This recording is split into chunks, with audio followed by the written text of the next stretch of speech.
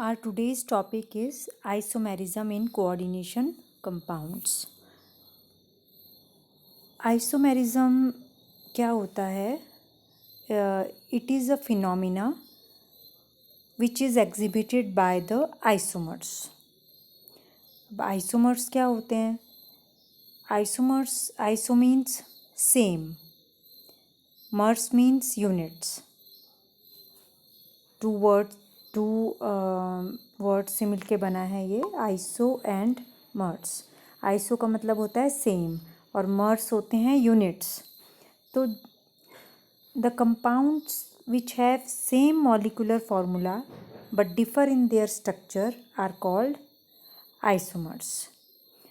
सिर्फ स्ट्रक्चर में नहीं, उनकी स्पेशियल अरेंजमेंट्स में भी अगर डिफ़र करें कंपाउंड्स तो भी आइसोमर्स ही होते हैं वो. तो the compounds which have same molecular formula but differ in their structure and spatial arrangements, space में उनकी arrangement around the central metal ion, ठीक है, उनको बोलते हैं आइसोमर्स. अब जो जब ये स्ट्रक्चर में डिफ़र करेंगे तो these isomers have different physical and chemical properties. मतलब जो दो आइसोमर्स होंगे उनकी फिजिकल और केमिकल प्रॉपर्टीज़ भी एकदम अलग अलग होती हैं एक दूसरे से, और इस फिनोमिना को हम बोलते हैं आइसोमेरिज्म, जिसके कारण आपकी फ़िज़िकल और केमिकल प्रॉपर्टीज़ दो आइसोमर्स की डिफ़र करती हैं. तो आपने ऑर्गेनिक केमिस्ट्री या इनऑर्गेनिक केमिस्ट्री में आइसोमर्स पढ़े होंगे. जैसे ऑर्गेनिक केमिस्ट्री का यहाँ मैंने एक एग्जांपल लिया हुआ है C2H6O. अब इसमें C2H6O जो है उसके ये मॉलिक्यूलर फार्मूला सेम है, बट अगर इसको इसी मॉलिक्यूलर फार्मूला को अगर आप डिफरेंट स्ट्रक्चर्स इनकी ड्रॉ करें तो एक स्ट्रक्चर ये हो सकती है CH3CH2OH और एक हो सकती है CH3OCH3. दोनों का मॉलिक्यूलर फार्मूला सेम है, but one is alcohol and another one is ether. तो देखिए कितनी इसकी फिज़िकल प्रॉपर्टीज़ तो अलग होंगी, ठीक है. स्मेल में डिफ़र कर सकते हैं. फिज़िकल प्रॉपर्टीज़ में तो उनकी फिज़िकल प्रॉपर्टीज़ आती हैं ना, जैसे जो दिखती हैं आपको या आप फील करते हो जिनको, ठीक है, वो वाली प्रॉपर्टीज़. जैसे मान लो दिखने वाली जो फिज़िकल स्टेट से रिलेटेड होती हैं ये, कि आपके लिक्विड्स हैं, सॉलिड्स हैं या गैसेस हैं, ये अगर दोनों ही आपके लिक्विड भी होंगे तो अदर फिज़िकल प्रॉपर्टीज़ जो हैं इनकी डिफ़र करती हैं, ठीक है. जैसे एक अल्कोहल हो गया तो अल्कोहल देखिए कितना डिफ़र करता है than that of the ether, है ना. और केमिकल प्रॉपर्टीज़ भी डिफ़र करती हैं. अल्कोहल जो रिएक्शन देता है वो ईथर नहीं दे सकता, और जो ईथर देते हैं वो अल्कोहल्स नहीं दे सकते. तो इनकी फ़िज़िकल एंड केमिकल प्रॉपर्टीज़ बिल्कुल अलग अलग हैं, जबकि इनका मॉलिक्यूलर फार्मूला सेम है, ठीक है. तो इस फिनोमिना को आइसोमेरिज्म कहा जाता है. एक और मैं इनऑर्गेनिक कंपाउंड लूँगी NaNO2. तो इसमें भी आप देखिए मॉलिक्यूलर फार्मूला है NaNO2, और अगर आप इसकी मतलब दूसरे आइसोमर्स देखें, अगर उनकी स्ट्रक्चर के बारे में बात करें, तो अगर Na पॉजिटिव के साथ NO2 नेगेटिव लगा हुआ है, मतलब NO2 नेगेटिव के साथ इसकी बॉन्डिंग है, तो इसको बोलेंगे सोडियम नाइट्रेट.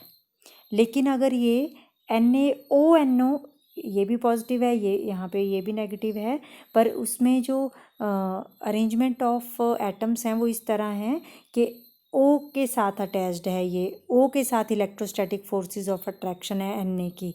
तो उस केस में इसका नाम देखो हो गया सोडियम नाइट्राइट. एक नाइट्रेट है और एक नाइट्राइट है, दोनों के नाम ही जब अलग हो गए, ठीक है, दो गर्ल्स हैं सपोज़ और उनके नाम बिल्कुल अलग अलग हैं, उनकी बेशक एक प्रॉपर्टी सेम है कि वो गर्ल्स हैं, लेकिन बाकी उनकी आदतें, उनके खाने की हैबिट्स, ठीक है, उनकी किसी दूसरे के साथ बात करने की, वो आ जाते हैं केमिकल प्रॉपर्टीज़ में, है ना. बॉन्डिंग बनाने की हैबिट वो अलग अलग हैं सबकी. तो इस तरह से फिज़िकल और इवन कि वो दो गर्ल्स देखने में भी बिल्कुल अलग अलग होंगी। एक के फिज़िकल एक्सप्रेशंस अलग होंगे और दूसरे के अलग होंगे। तो फिज़िकल और केमिकल प्रॉपर्टीज़ उनकी क्या हो जाती हैं, बिल्कुल अलग हो जाती हैं। केमिकल प्रॉपर्टीज़ में हम बॉन्ड का देखते हैं। एक लड़की को कि कोई और फ्रेंड हो सकती है और दूसरी की कोई और फ्रेंड हो सकती है, किसी और के साथ बॉन्डिंग हो सकती है। तो इस तरह से आइसोमर्स होते हैं कि बेशक मॉलिक्यूलर फॉर्मूला सेम है उनका, लेकिन वो क्या हैं, they are differ in their structure and therefore differ in their physical and chemical properties. तो ये होता है isomerism. Now classification of isomerism में हम लोग कोऑर्डिनेशन कंपाउंड का आइसोमेरिज्म करेंगे। ये जो मैंने पीछे एग्जांपल लिए, ये एक ऑर्गेनिक कंपाउंड और एक इनऑर्गेनिक कंपाउंड का आइसोमेरिज्म बताया।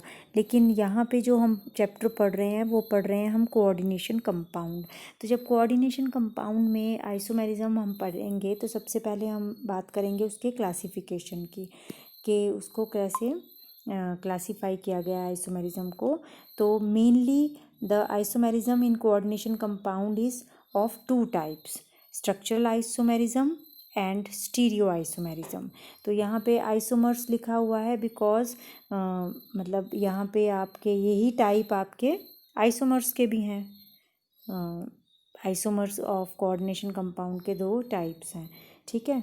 तो स्ट्रक्चरल आइसोमेरिज्म में आपके 6 तरह के आइसोमेरिज्म होता है। Ionisation isomerism, hydrate, coordination, then linkage, coordination position and polymerisation isomerism. ये सारे हम पढ़ेंगे इस सेक्शन में। और जो स्टीरियो आइसोमर्स होते हैं वो आपके कोऑर्डिनेशन कंपाउंड के दो होते हैं, एक ज्योमेट्रिकल आइसोमेरिज्म और एक ऑप्टिकल आइसोमेरिज्म, ठीक है। अब जो ये वाला लेक्चर है मेरा, इसमें हम सिर्फ स्ट्रक्चरल आइसोमरिज्म की बात करेंगे, ठीक है। All the 6 type of structural isomers हम इसमें पढ़ेंगे। देन अगर स्ट्रक्चरल आइसोमेरिज्म का फर्स्ट टाइप लिया जाए, दैट इज़ आयोनाइजेशन आइसोमेरिज्म, तो नाम में ही आपकी आधी चीज़ें छुपी होती हैं। आयोनाइजेशन मतलब आयंस कौन कौन से प्रेजेंट हैं। जब ये ब्रेक करेगा या जब आपका कोऑर्डिनेशन कंपाउंड किसी वाटर में आप डालेंगे, एक्वस सॉल्यूशन बनाएंगे उसका, तो वो आयंस जो हैं वो फर्निश हो जाएंगे इन एक्वस सॉल्यूशन, ठीक है। वो कौन कौन से आयंस होंगे उसके ऊपर जो है आयोनाइजेशन आइसोमेरिज्म बेस्ड है। उसमें जो कंपाउंड्स हैं उनका मॉलिक्यूलर फॉर्मूला तो सेम होगा, but they different ions in solution, they furnish different ions in solution, ठीक है। फॉर एग्जांपल आपके पास ये एक कोऑर्डिनेशन कंपाउंड है COBrNH35SO4। तो ये तो है कोऑर्डिनेशन स्फेयर, एक आयन ये होगा, ठीक है। और एक आयन ये है सल्फेट आयन। सल्फेट के ऊपर 2 नेगेटिव चार्ज, ऑफ कोर्स इस कोऑर्डिनेशन स्फेयर के ऊपर 2 पॉजिटिव चार्ज होगा। और नेचुरली ऑक्सीडेशन स्टेट कितनी आ गई कोबाल्ट की, 3 पॉजिटिव, क्योंकि एक Br भी है नेगेटिव, ठीक है। तो 3 पॉजिटिव आई इसकी ऑक्सीडेशन स्टेट कोबाल्ट की। ये है पेंटा अमीन ब्रोमो कोबाल्ट 3 सल्फेट, ठीक है। लेकिन हमें यहाँ पे आज नॉमेनक्लेचर नहीं करना है इनका, हमें इसको समझना है कि इस आइसोमेरिज्म में होगा क्या आयनाइजेशन में। तो यही देखा मैंने इसमें कि यहाँ पे 2 आयंस हैं, एक ये है कॉम्प्लेक्स आयन 2 पॉजिटिव और ये है सल्फेट आयन 2 नेगेटिव। अब अगर हम क्या करें, Br को बाहर निकाल दें, Br को बाहर ले जाएं और सल्फेट को अंदर ले आएं, ठीक है। तो आपके पास फॉर्मूला तो सेम रहेगा। Br सिर्फ आप क्या कर रहे हैं, Br को बाहर ले जा रहे हैं और सल्फेट को इस कोऑर्डिनेशन स्फेयर के अंदर लेके आ रहे हैं। तो आपके पास एक और कंपाउंड जो है कोऑर्डिनेशन कंपाउंड बन जाएगा COSO4 NH3 5 और Br बाहर चला गया।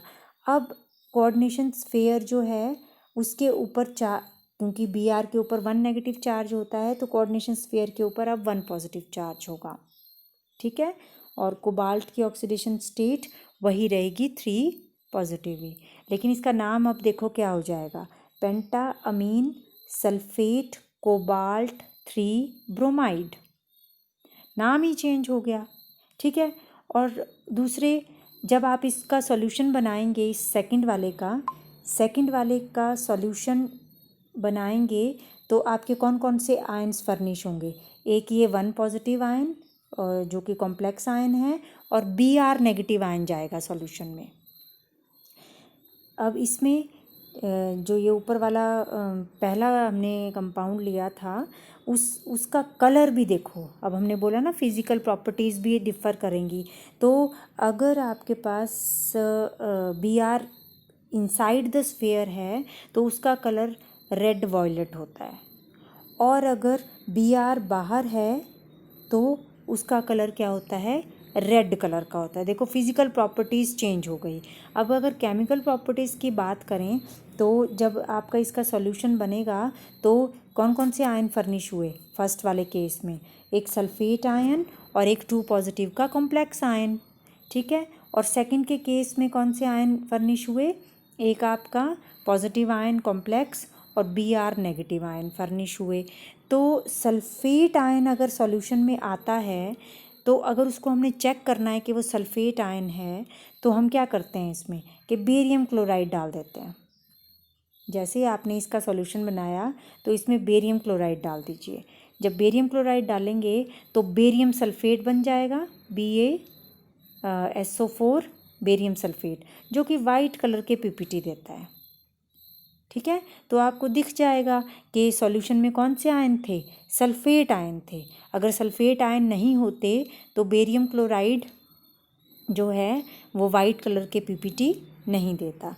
तो जो फर्स्ट वाला है it gives white PPT with barium chloride, तो आपने टेस्ट भी कर लिया कि इसमें सल्फेट आयन प्रेजेंट है। और जो दूसरा केस है उसमें ब्रोमाइड है, तो ब्रोमाइड का कैसे टेस्ट करेंगे, आप इसमें सिल्वर नाइट्रेट डाल दीजिए सॉल्यूशन में। सिल्वर नाइट्रेट डालेंगे AgNO3 तो क्या होगा, Ag जो है वो Br के साथ AgNO3 डालेंगे अगर तो नाइट्रेट आयन निकल जाएगा, AgBr बन जाएगा। और AgBr के भी प्रेसिपिटेट्स होते हैं, ठीक है। AgBr के प्रेसिपिटेट आपके पास आ जाएंगे। तो इससे आपको पता चल गया कि जो फर्स्ट वाला है उसकी फ़िज़िकल प्रॉपर्टीज़, मतलब जैसे कलर में फ़र्क है सेकंड वाले के साथ, और दूसरा उसके केमिकल रिएक्शन भी अलग अलग आ रहे हैं।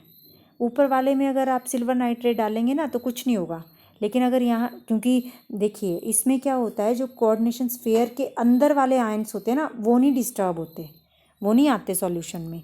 सिर्फ आपके जो कोऑर्डिनेशन स्फीयर के बाहर है आयन वो सॉल्यूशन में फर्निश होगा, ठीक है, ये ध्यान रखना है। तो ऊपर वाले केस में अगर आप AgNO3 डालेंगे ना सिल्वर नाइट्रेट तो नो रिएक्शन इज़ देयर, कुछ नहीं होगा उसको। जबकि यहाँ डालेंगे नीचे वाले के केस में तो आपके प्रेसिपिटेट बन जाएंगे। क्लियर हो गया ये। तो ये फिज़िकल और केमिकल प्रॉपर्टीज़ दोनों इनकी डिफ़र कर गई, जबकि मॉलिक्यूलर फॉर्मूला सेम है और ये डिफरेंट आयन्स दे रहे हैं सॉल्यूशन में। तो उस आइसोमेरिज्म को हम बोलते हैं आयोनाइजेशन आइसोमेरिज्म। ये दोनों क्या हुए, आयोनाइजेशन आइसोमर्स हुए टू ईच अदर। और एग्जांपल ये देखिए, ये ले लीजिए आप COCl2 NH3 NO2। अब इस केस में NO2 नेगेटिव निकलेगा, NO2 नेगेटिव और प्लस कॉम्प्लेक्स आयन निकलेगा, और इसमें Cl नेगेटिव निकलेगा प्लस कॉम्प्लेक्स आयन। तो इसमें भी अगर आप सिल्वर नाइट्रेट डालते हैं तो AgCl वाइट PPT, सेकंड वाले केस में वाइट PPT दे देगा AgNO3 के साथ, जबकि ये जो फर्स्ट वाला है वो आपका नो रिएक्शन होगा। क्लियर हुआ ये। तो ये था आयोनाइजेशन आइसोमेरिज्म। अब इसके और भी एग्जाम्पल देख लीजिए आप, कुछ और एग्जाम्पल यहाँ पे किए हुए हैं कि CONH3 5 Br। अब ये देखिए स्फेयर के अंदर 2 पॉजिटिव चार्ज, एक ये आयन आएगा सॉल्यूशन में और एक सल्फेट आयन आएगा 2 नेगेटिव, ठीक है।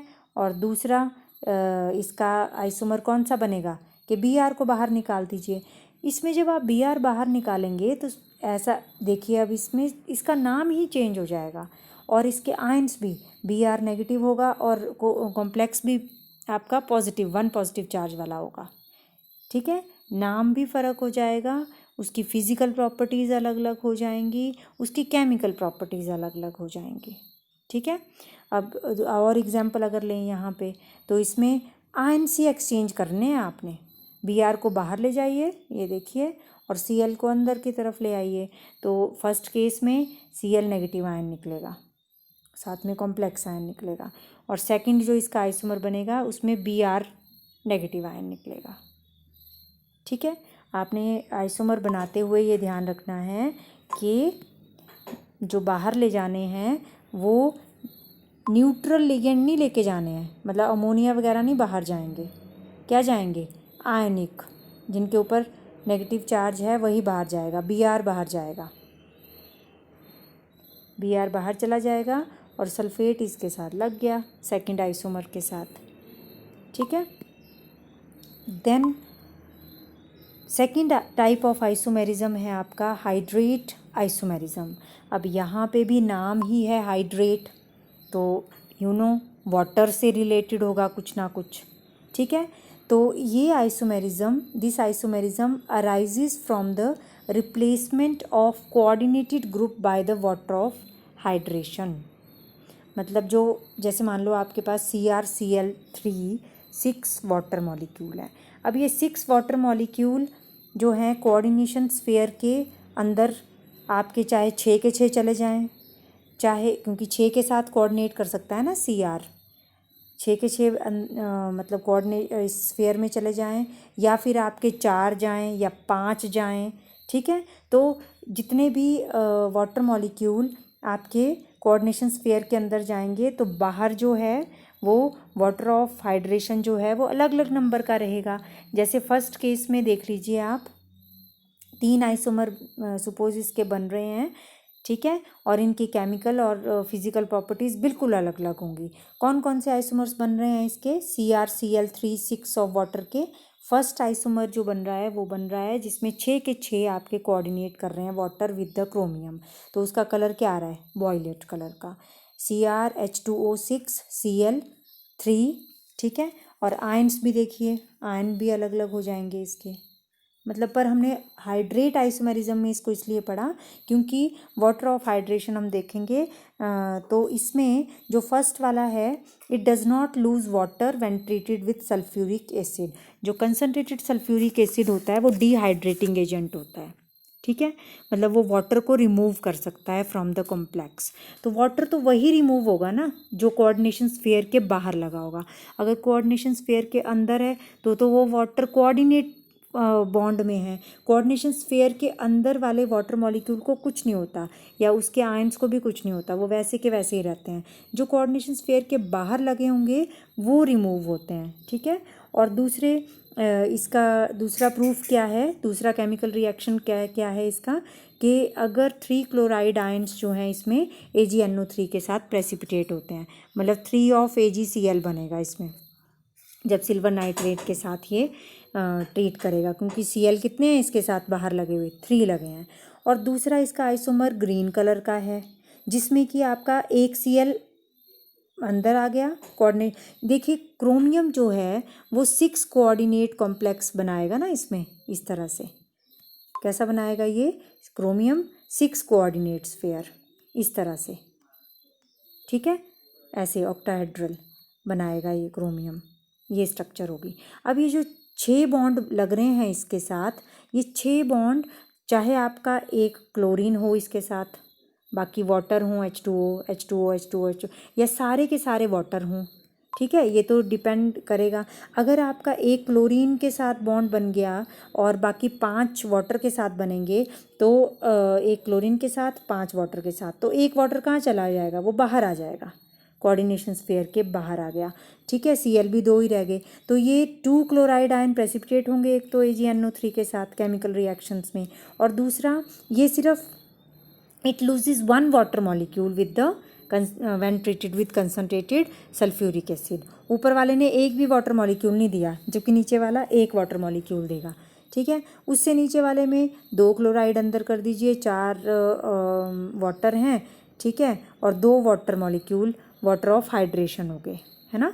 तो डिफर कर रहे हैं ना वाटर ऑफ हाइड्रेशन। फर्स्ट में एक भी 0 वाटर ऑफ हाइड्रेशन है, सेकंड वन में 1 वाटर ऑफ हाइड्रेशन है, सेकंड में थर्ड वन में 2 वाटर ऑफ हाइड्रेशन हैं। ठीक है, तो 2 मॉलिक्यूल लूजेस 1 वाटर मॉलिक्यूल नहीं, इट लूजेस 2 वाटर मॉलिक्यूल, यहाँ गड़बड़ है। It loses 2 water molecule on treatment with concentrated sulphuric acid, और 1 क्लोराइड आयन प्रेसिपिटेट आउट होगा। ठीक हो गया। तो अगर आपसे इस तरह का कोई भी आए जहाँ पे वाटर है, तो आपने ये ध्यान में रखना है कि वो हाइड्रेट आइसोमर बना सकता है जहाँ पे भी वाटर हो लिगेंड। ठीक है, जैसे ये वाला एग्जांपल है, तो इसमें भी वाटर लिगेंड है ना एक, तो इसका क्या हो सकता है आइसोमर, कि एक वाटर बाहर चला जाए, एक क्लोराइड अंदर आ जाए। ठीक है, ये क्लोराइड पहले से ही है, एक इथिलीन डाइअमीन है, 1 इसका कोऑर्डिनेशन नंबर कितना है 1, इथिलीन डाइअमीन में 2 2 × 2 4 हो गए। ठीक है, और एक वाटर 4 + 1 5 + 1 6, कोऑर्डिनेशन नंबर 6 है। तो 6 कोऑर्डिनेशन नंबर में अगर एक Cl को आप अंदर ले आएँ और वाटर को बाहर ले जाएं, ठीक है, तो आपका ये बन जाएगा फिर COCl2En ट्वाइस। ठीक है, Cl2 हो गए ना अब अंदर, पहले Cl1 था सिर्फ अंदर कोऑर्डिनेशन स्फीयर में। ठीक है, तो ये ध्यान रखना है आपने। तो ये दोनों इसमें अब 1 वाटर ऑफ मॉलिक्यूल या 1 वाटर ऑफ हाइड्रेशन है। ठीक है, जो कि आपका कोऑर्डिनेशन स्फीयर के बाहर है। ठीक है, it loses 1 H2O when it is treated with concentrated sulphuric acid. Then next type of isomerism जो है दैट इज़ कोऑर्डिनेशन आइसोमेरिज्म। और कोऑर्डिनेशन आइसोमेरिज्म में जो आइसोमेरिज्म है उसमें जो कंपाउंड है दोनों ही कॉम्प्लेक्स, चाहे कैटायन है चाहे एनायन है, दोनों ही किस फॉर्म में होंगे, कॉम्प्लेक्स फॉर्म में होंगे। ठीक है, फर्स्ट इसकी कंडीशन ये है। दूसरी ये है कि there is different distribution of ligands. जैसे यहाँ पे एग्जांपल दिया हुआ है कोऑर्डिनेशन आइसोमेरिज्म में, देखो कोऑर्डिनेट करेंगे different ligands with different ions. मतलब जैसे ये है आपका जिंक के साथ क्या कोऑर्डिनेट कर रहा है अभी, फर्स्ट वाले एग्जाम्पल में जिंक के साथ कोऑर्डिनेट क्या कर रहा है,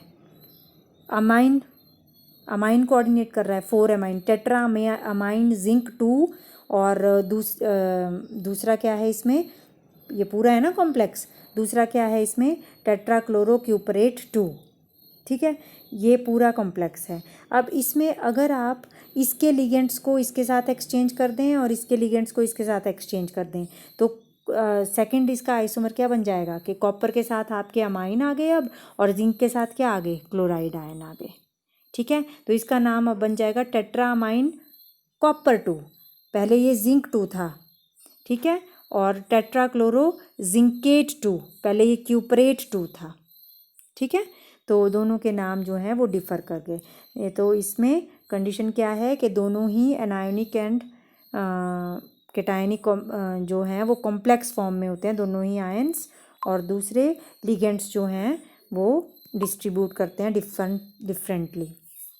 और एग्जांपल अगर लेने हो तो देखिए, सपोज़ आपके पास सिर्फ ये है और इसका आपने कोऑर्डिनेशन आइसोमेरिज्म बनाना है, तो यहाँ पे तो देखिए क्रोमियम ही है दोनों।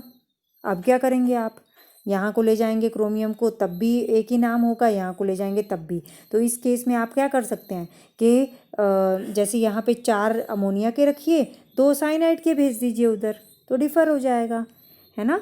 4 अमोनिया के रख दीजिए और यहाँ से 2 साइनाइड के इधर आ गए, और यहाँ पे जो पहले 6 साइनाइड के थे, तो अब 2 यहाँ से अमीन के ले आइए 2, और 4 साइनाइड के हो जाएंगे। तो आपका जो आइसोमर बनेगा वो क्या होगा, डिफरेंट होगा than that of this isomer. Molecular formula same रहेगा। ठीक है, एक और एग्जांपल है जिसमें दोनों ही प्लैटिनम है। अब अगेन हम नहीं कर सकते, तो इस केस में क्या करना पड़ता है हमें कि जो जितने लगे हों ना, जैसे लिगेंट लगे हैं, इसमें 4 लगे हैं, इसमें 4 क्लोराइड लगे हैं, तो इनके नंबर को डिफ़र कर दीजिए। जैसे 2 क्लोराइड यहाँ भेज दीजिए, 2 अमोनिया यहाँ भेज दीजिए, या 1 क्लोराइड भेज दीजिए, 1 अमोनिया भेज दीजिए, तब भी वही होगा। आप इसका आइसोमर ऐसे भी बना सकते हो, PTNH3 टॉइस Cl2। ठीक है, और अगला PTCl टॉइस NH3 टॉइस, ये भी हो सकता है इसका।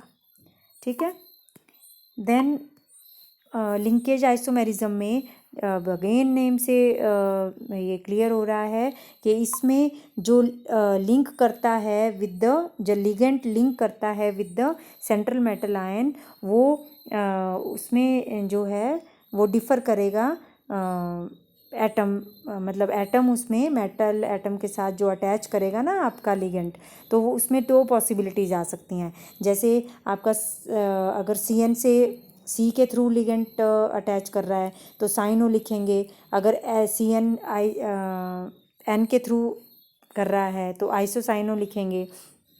इसी तरह SCN में थायोसाइनेटो, NCS में आइसोथायोसाइनेटो, NO2 को नाइट्रो लिखते हैं, ONO को क्या लिखते हैं, नाइट्रीटो।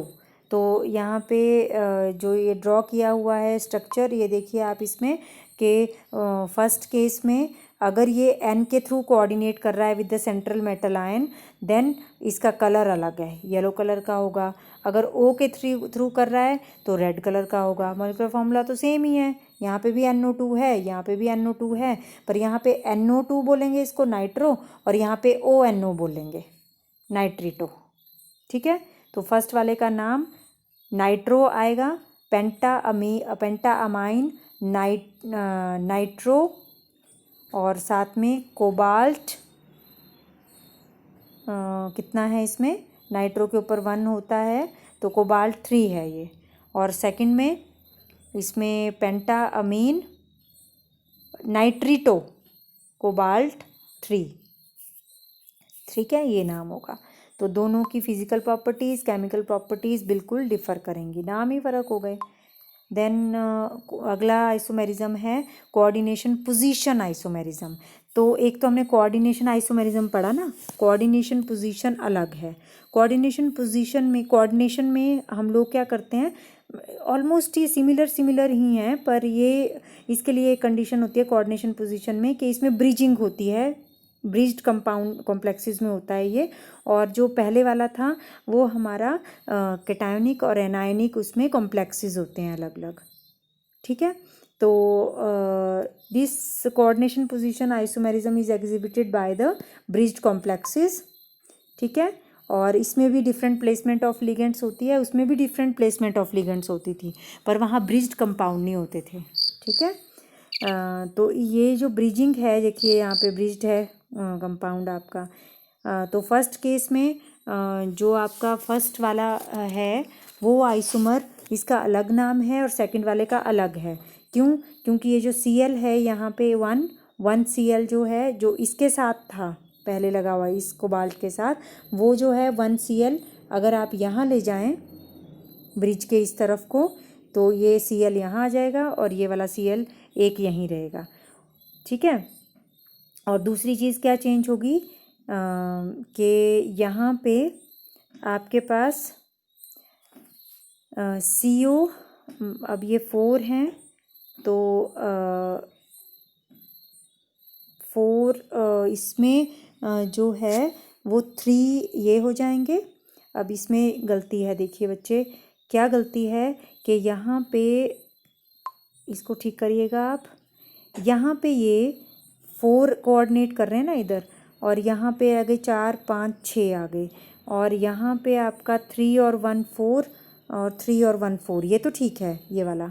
और इस केस में यहाँ पे होने चाहिए 4 कोऑर्डिनेट कर रहे हैं इसके साथ, यहाँ पे 2 आएगा, NH3 2 Cl2, इसको करेक्ट कीजिएगा आप, NH3 टॉइस है ये। क्लियर हो गया? तो इस केस में इसका जो नाम है वो अलग होगा। अब एक Cl को आप जब इधर ले जाएंगे तो आपको एक NH3 इधर लाना पड़ेगा, तो NH3 भी 3 हो जाएंगे फिर, ये देखिए, और इस तरफ भी NH3 3 ही हो जाएंगे, है ना।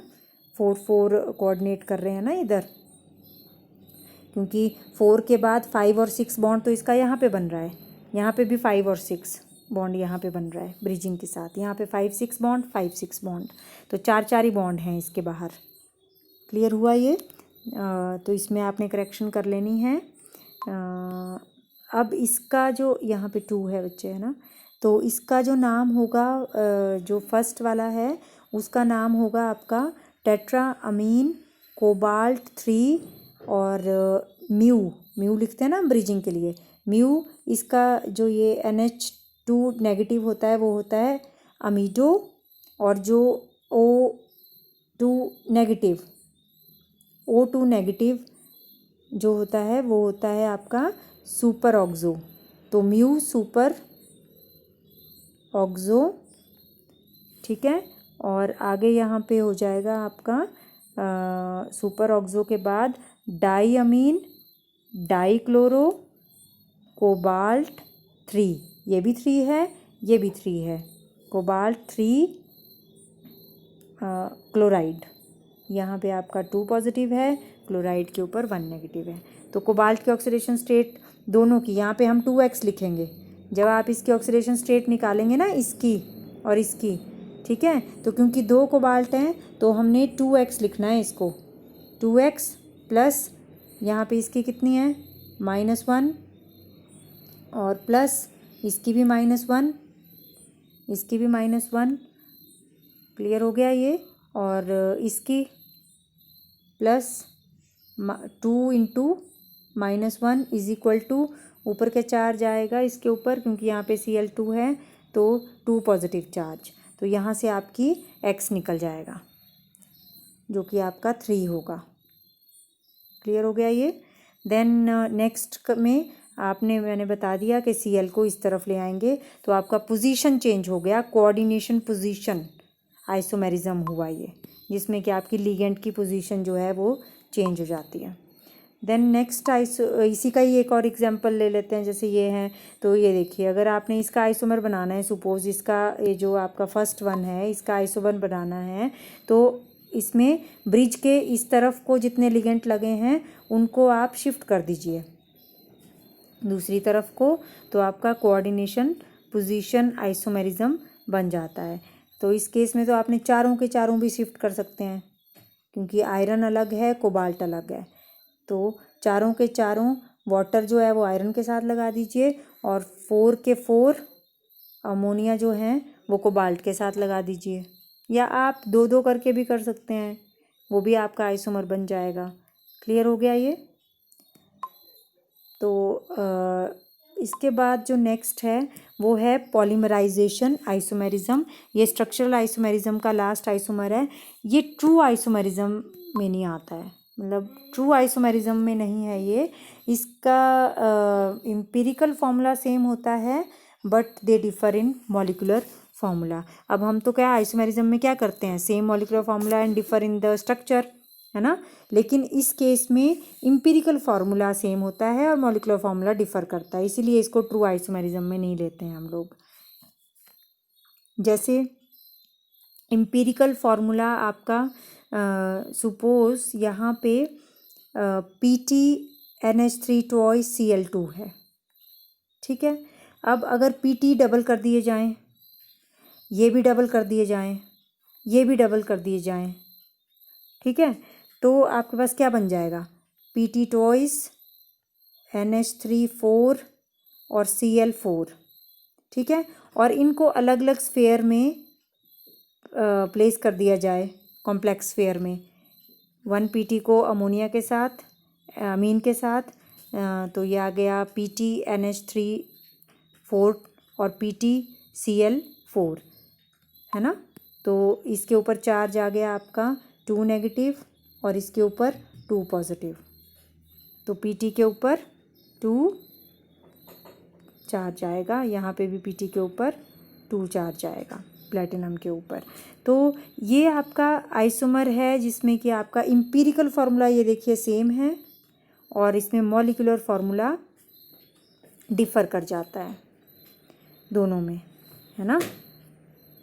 मॉलिक्यूलर फार्मूला फ़र्क हो गया ना, Pt का डबल कर दिया, NH3 का भी डबल कर दिया, Cl का भी डबल कर दिया। तो अगर किसी का इम्पीरिकल फार्मूला जो है X2 है ना, तो उसको आपने क्या कर दिया है, X4 कर दिया है, तो मीन्स X2 का ट्वाइस।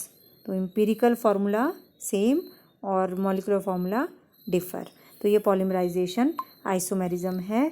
तो अभी हम स्ट्रक्चरल आइसोमेरिज्म हमने कर लिया है, स्टीरियो आइसोमेरिज्म हम नेक्स्ट टॉपिक में नेक्स्ट लेक्चर में करेंगे। Thank you so much.